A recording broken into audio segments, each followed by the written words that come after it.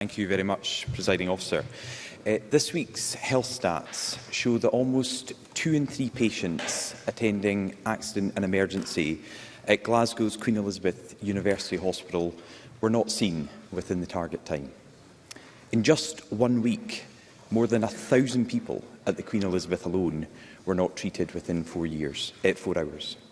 All over Scotland, the number of people waiting beyond the target time was over 9,500. It is the worst ever performance in Scotland's A&E departments. So what specific actions is the First Minister taking to prevent people waiting hours on end at accident and emergency departments over Christmas? First Minister. Firstly, Presiding Officer, specifically in relation to the Queen Elizabeth University Hospital in Glasgow, obviously it faces the same challenges as other hospital sites do, and the performance there, as it is in hospitals across Scotland, is not where we want it to be, and certainly not where patients have a right to expect it to be. That said, the most recent statistics show that performance at the Queen Elizabeth had improved. However, we know performance will fluctuate, and indeed for the national picture as well as for individual sites, the monthly figures give a clearer depiction of performance. In terms of the Queen Elizabeth specifically, through the overall unscheduled care collaborative, that hospital has a range of actions underway, including opening additional wards on site, reconfiguring their surgical and medical capacity balance. They are also working to improve performance in the minor injuries flow for patients who need care but not necessarily admission to hospital, and they are optimising their discharge process by rolling out discharge without delay, with the potential to see an additional 2 to 3 discharges per ward per day. So there is intensive work underway at that hospital, and indeed that reflects some of the work that is underway across Scotland. This situation, of course, is of concern to me, to the Government, and we're working hard to address it, supporting the health service.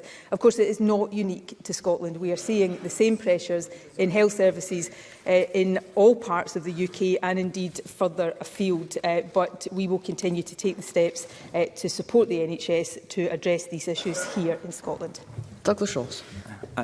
I know that the First Minister was focusing on the Queen Elizabeth Hospital, which is what I was asking about, but I was also saying these are the worst statistics on record for A&E departments across Scotland. And I think people watching this would like to hear what the First Minister plans to do across Scotland at this critical period we're leading up to over the Christmas holidays.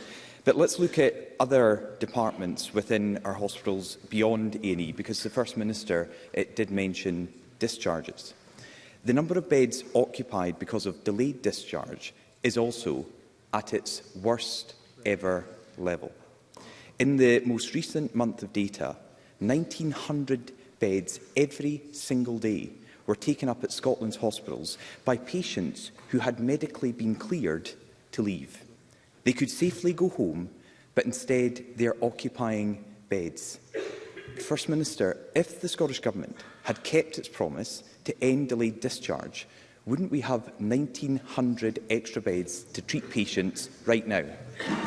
First Minister. Well, firstly, Presiding Officer, I want to, as quickly as I can, go through all of these points. Firstly, yes, I did concentrate on the Queen Elizabeth University Hospital in my previous answer, for the simple reason Douglas Ross asked me about the Queen Elizabeth University Hospital.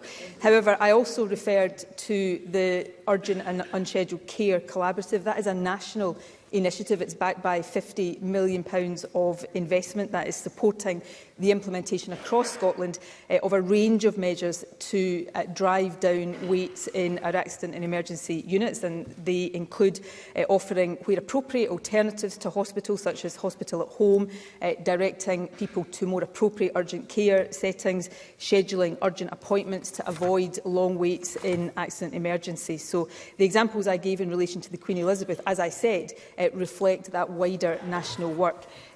I also made the point, and I think it is worth repeating this point, that while these are very serious issues in Scotland that this Government is extremely focused on addressing, they are not unique to Scotland. If you look at the situation in England right now, more than 10% of patients going to E&A are waiting over 12 hours. So this is an issue that health services across the UK and much of the world are facing right now, and we continue to focus on them. Turning briefly to delayed discharges, of course, again, this is a problem replicated across all health services in the UK right now. Of course, not all delays are in the acute sector. And it's important to point out that in terms of the most recent year for which we have data, 97% of all patients are discharged without delay. But we are taking significant steps, working with health boards and integrated joint boards to target investment this year. So that includes investment to enhance care at home, to increase the hourly rate of pay for those who work in social care, to support interim care arrangements and investment to enhance multidisciplinary teams. There is a ministerial assurance. I will be as brief as possible. This is important stuff, Presiding Officer. Serious questions have been asked, and I'm seeking to give detailed answers. The final point I want to make is that a ministerial... I would have thought, having raised these really serious issues, the Conservatives would actually want the information that answers the questions. Even if they don't, I suspect people watching at home do. Final point is that we have established a ministerial assurance group to provide advice on the deployment of options that support the resilience of the health and social care system in response to winter pressures. That group is currently meeting weekly. Douglas Ross. Well, I think the concerns from these benches were the First Minister apparently disrespecting the presiding officer, who is asking to focus on the issues. And perhaps the First Minister would have more time to focus on the issues about the questions on Scotland's NHS if she didn't try to throw the blame elsewhere around the United Kingdom. Because the unique issue here is Nicola Sturgeon and her government are in sole control of the NHS here in Scotland. So I've asked about the problems in our A&E. I've asked about the issues with delayed discharge. So let's look at another issue that is happening in a part of our NHS where patients are really struggling to get treatment, our GP practices. This week, Dr Andrew Buist of BMA Scotland said this. These are his words. "My real fear is we're at a tipping point, and what we're going to see is areas of Scotland that are under-doctored." He continues, "And that is more likely to happen in areas of higher deprivation, and the care of these patients is going to suffer." First Minister, are doctors right that if you're poorer, you'll receive a second-rate healthcare service in Scotland's NHS? First Minister. A great deal of what this government does in the health service and more generally, of course, is designed to tackle and address inequalities, not least the steps we are taking through our social security system to lift people out of poverty and indeed to mitigate the actions of a Tory government at Westminster that is pushing so many more people into poverty. But on the NHS, Presiding Officer, I was giving, as I think is right and proper, detailed information about the actions this government is taking to address challenges that our NHS is facing. I was making the point, and I think it is an important point to make, that these challenges are not unique to Scotland. They're not even unique to the United Kingdom right now. But if Douglas Ross wants to say this is all specifically about this SNP government, then OK.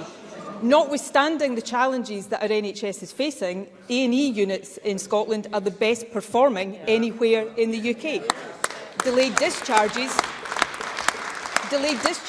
while far too high, are lower than they are in England and Wales. And on GPs, which I'm going to come on to the question about GPs, there are more headcount GPs per 100,000 population in Scotland than the rest of the UK by some considerable distance. So if Douglas Ross is saying that the challenges in our health service are all about the SNP, then he has to recognise the relative performance of our NHS compared to other parts of the UK.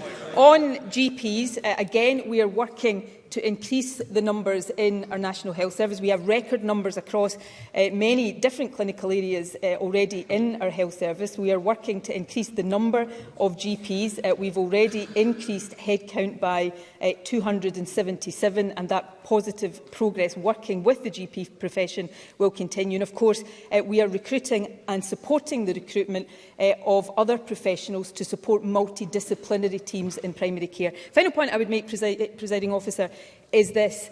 It is easy and it is entirely legitimate in this session, or any session of First Minister's questions, to state the problems in our National Health Service. But the job of government is to take the actions to support the NHS to address these issues, and that is the responsibility that the people of Scotland trust this government to do. Douglas Ross. I think it's shameful that the First Minister dedicates more of her time attacking the NHS in other parts of the United Kingdom than focusing on what she can do here in Scotland, because it is absolutely clear that more has to be done to tackle the crisis in Scotland's NHS. There's a crisis in our A&E departments. There's a crisis with delayed discharges. There's a crisis at GP practices. And all of this adds up to healthcare that doesn't deliver for patients. For cancer patients, the situation can then be between life and death. We've received a Freedom of Information response from a Scottish Health Board on this issue. It reveals that a patient has waited more than 6 months to start treatment for breast cancer. Another patient has waited 18 months to start treatment for prostate cancer. And worst of all, someone has waited 2 years to start their treatment for cancer. First Minister, that is not good enough. Lives are at risk. The longer someone waits to start treatment for cancer, the less likely they are to beat cancer. So what action will the First Minister and her government take to tackle these appalling waiting times? First Minister. Well, firstly, Presiding Officer, there are few areas of the NHS more important than cancer care, for the reasons that Douglas Ross has set out. And obviously he cited individual cases. As always, I am very willing to look at the particular circumstances of individual cases. But it remains the case, even with all of the challenges of the pandemic, that the median waiting time for a patient with cancer to start treatment once a decision to treat has been made is measured in days, not weeks, and certainly not months. It is. I'm trying to answer serious questions in a detailed fashion, Presiding Officer. What I started saying is there will be individual cases, sometimes where the clinical circumstances mean that it takes longer, and sometimes, yes, where failings in the NHS mean that it takes longer. The point I am making is for the vast majority of patients that is not the case, and the median waiting time to start cancer treatment is measured in days in this country, and that is down to the hard work of those on the front line. Now, Presiding Officer, I think Douglas Ross started his last question by saying I spent more time attacking the health service elsewhere than I did talking about the Scottish health service. I've not attacked the health service anywhere. Secondly, I think anybody reviewing the official report of this session will see that that is just factually inaccurate. In fact, the Conservatives were getting impatient because they seemed to think I was taking too long going into detail about the unscheduled care collaborative earlier on. But when Douglas Ross puts it to me that the problems in our National Health Service are unique to Scotland and they are worse in Scotland because of this government, it is reasonable for me to point out that that is not the case. Thank you. That despite the challenges that nobody here is shying away from, our NHS performs better than its counterparts in England and Wales. And the only reason I'm saying that is because Douglas Ross is putting the counter to me. Finally, Presiding Officer, it is really important that we continue to support record investment in our National Health Service. It is not that long ago, and here we are measuring in weeks, not that long ago that Douglas Ross was demanding that I cut taxes for the richest people in our country. Had I followed his advice, we'd have had to take investment out of our National Health Service, which is why few people will take Douglas Ross or the Conservatives seriously when it comes to trust on the National Health Service.